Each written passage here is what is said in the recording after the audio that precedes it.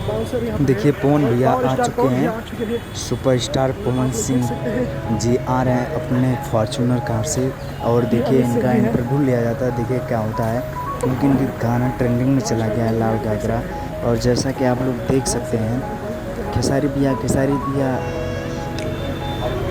पवन सिंह भैया सुनिएगा, पवन सिंह भैया सुनिएगा ज़रा, पवन भैया सुनिए भैया, पवन भैया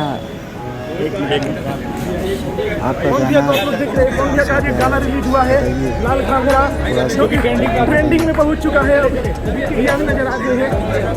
चलो हो गया एक और भी आप अरे फोटो पकड़ लिया।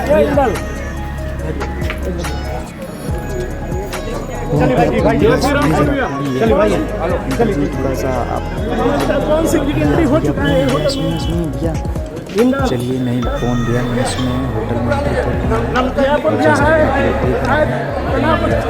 और ये अपने गाने की शूटिंग करने जा रहे हैं। और अगर हमारी वीडियो अच्छी लगी तो आप लोग सब्सक्राइब जरूर।